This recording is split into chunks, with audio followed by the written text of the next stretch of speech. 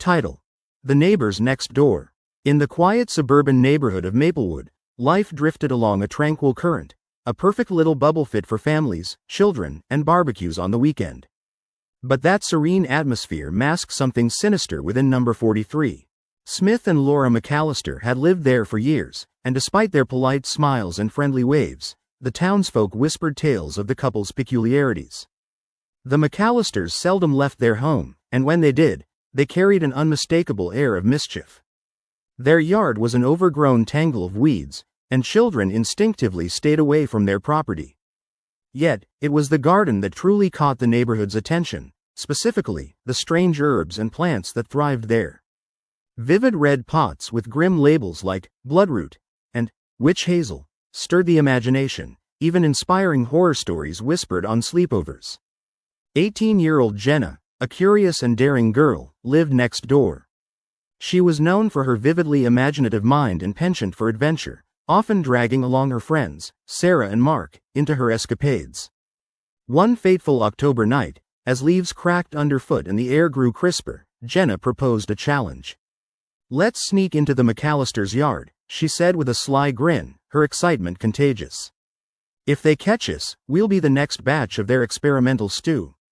Sarah warned, eyeing their neighbor's house apprehensively. But Jenna was unbothered by superstitions. "It'll be fun. They probably have some creepy stuff we can scare each other with." After much cajoling, the trio huddled together, laughs squealing as they crept across the yard, their hearts racing with adrenaline. Jenna pulled out her phone, shining a beam of light toward the McAllisters' imposing home as they slipped through a broken section of the fence. At first glance, the backyard was an eerie mix of darkness and foliage.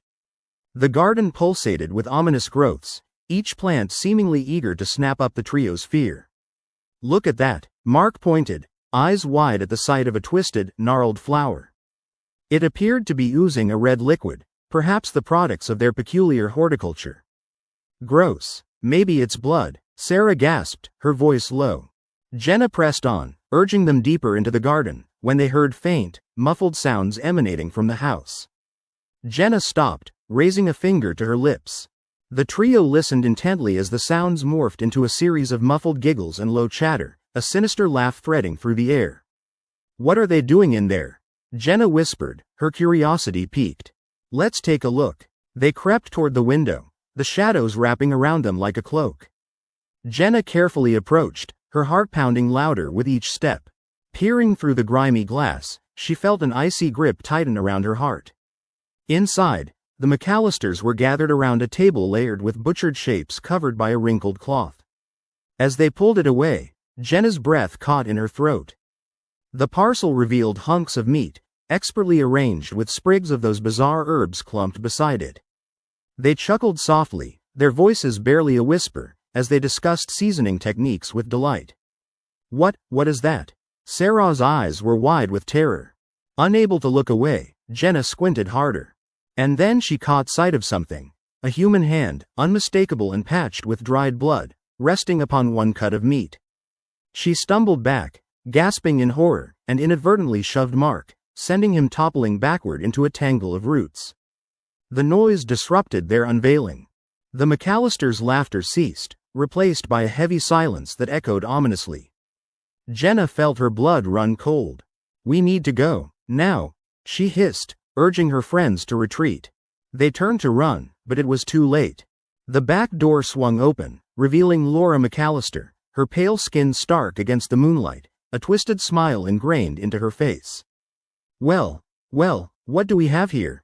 she sang, her voice dripping with feigned sweetness. Jenna's heart raced as she pulled her friends away in the opposite direction, adrenaline surging through her veins.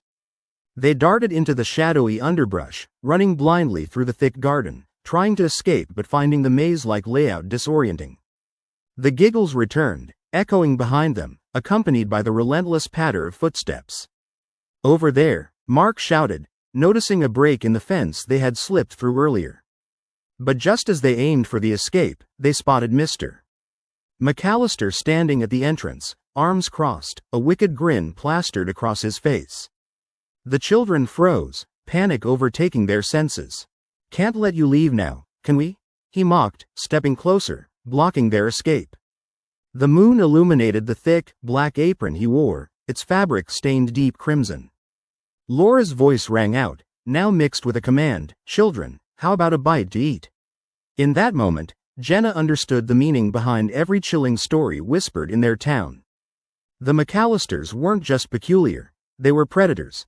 Cannibals hiding in plain sight. With fear coursing through their veins, they took a quick step back, but there was nowhere to go. Jenna grabbed her friend's hands tightly, and with a surge of courage, they lunged towards the side fence, desperate to break through. But Laura's laughter painted their every attempt with dread. "Run along, kids, dinner is just about ready." The mocking echoed through the night as they managed to break through the fence. The three friends stumbled onto the sidewalk, breathless, hearts racing. They didn't stop until they reached the safety of Jenna's house, collapsing against the front door, gasping for air. Behind them, in the shadows of the McAllisters' yard, the couple stood side by side, their laughter fading into the night, a promise lingering on the wind. From that day forward, the air in Maplewood felt different. The McAllisters remained, their invites more frequent, but for Jenna, Sarah, and Mark, the allure of the once peaceful neighborhood had dimmed.